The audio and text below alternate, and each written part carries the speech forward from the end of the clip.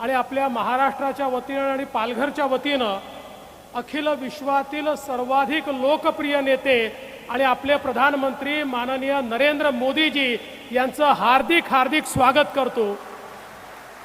मंचावर उपस्थित माननीय राज्यपालजी, लोकप्रिय मुख्यमंत्री एकनाथराव शिंदेजी, उपमुख्यमंत्री अजित पवारजी, मंचावर उपस्थित सर्व केंद्रीय मंत्रीगण, केंद्रीय राज्यमंत्रीगण, राज्यातले मंत्री, सन्माननीय खासदार, सन्माननीय आमदार, आपले अध्यक्ष आणि उपस्थित सर्व माझ्या माता भगिनी आणि बंधूंनो, आजचा दिवस हा इतिहासामध्ये सुवर्ण अक्षरांनी लिहिण्यासारखा दिवस आहे। आपल्याला सगळ्यांना कल्पना आहे, मुंबई आणि हा सगळा भाग देशाची आर्थिक राजधानी झाला, कारण मुंबईमध्ये मुंबई पोर्ट आणि JNPT पोर्टमुळे आपण नंबर 1 ठरलो। आता त्याच्यापेक्षा तिप्पट मोठं वाढवण बंदर या ठिकाणी तयार होत आहे। गेले 30 वर्ष 40 वर्ष आपण नंबर 1 JNPT आणि मुंबई पोर्टमुळे राहिलो। पुढचे 50 वर्ष महाराष्ट्र पहिल्या क्रमांकावर राहील या वाढवण बंदरामुळे। आणि केवळ ये संभव हो पाया आदरणीय प्रधानमंत्री जी आपके कारण, क्योंकि 80 के दशक में वाढवण में पोर्ट हो इसकी संकल्पना की गई।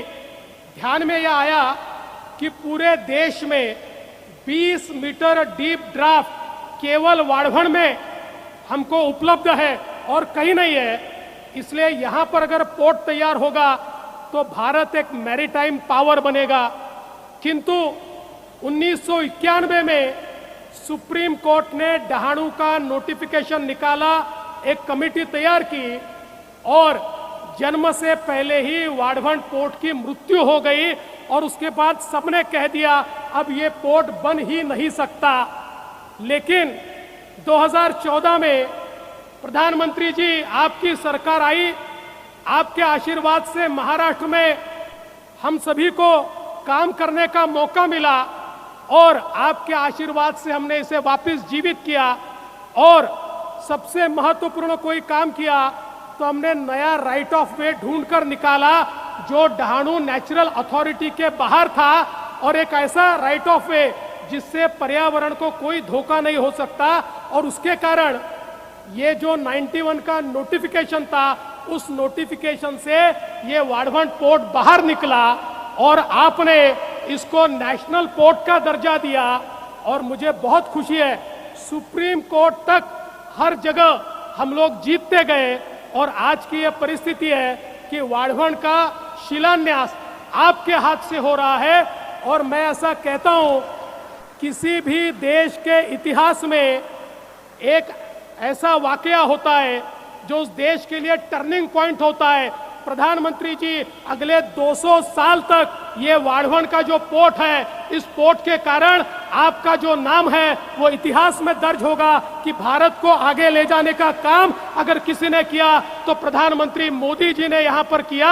और इसलिए मैं उनका बहुत बहुत आभार व्यक्त करता हूँ। और आज ये क्षण आ चुका है। मैं प्रधानमंत्री जी इस समय एक सुझाव देना चाहता हूँ कि जिसकी फिजिबिलिटी हम लोग देखें। आप जानते हैं, दुनिया के सारे बड़े एयरपोर्ट ये रेक्लेमेशन करके इसी प्रकार से समुद्र में पोर्ट के आसपास तैयार किए हैं। मुंबई में हम आने वाले दिनों में मुंबई जो बढ़ने वाली है वो सारी की सारी इसी वसई विरार पालघर साइड में बढ़ने वाली है।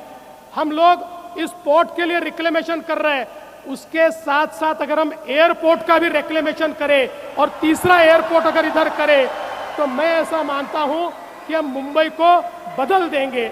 मैं जाते जाते इतना ही कहना चाहता हूं, इस जो ये बंदर है इसको तैयार करते समय एक चीज का ध्यान रखा गया, हमारे जो मछुआरे हैं, हमारी जो फिशिंग कम्युनिटी है, उसके जीवन में सकारात्मक परिवर्तन आए। यहाँ पर उनका फिशिंग हार्बर भी होगा, उनके लिए फिशिंग की नई व्यवस्थाएं भी होगी, उनके लिए नए प्रकार के वहाँ पर वेसल्स भी हम लोग उपलब्ध कर देंगे। और इतना ही नहीं, ये भी तय किया यहाँ के फिशरमैन और यहाँ के आदिवासियों को ही ट्रेनिंग देकर उनको ही यहाँ पर जॉब्स दिए जाएंगे। 1 लाख अवसर यहाँ पर तैयार होंगे।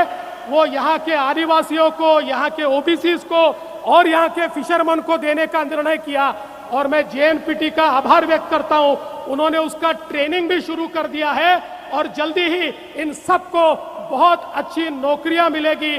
तो यहाँ की लोकल कम्युनिटी को बिल्कुल डिस्टर्ब किए बिना देश का सबसे बड़ा पोर्ट बनाने के लिए प्रधानमंत्री जी आपको बहुत बहुत धन्यवाद देता हूँ। और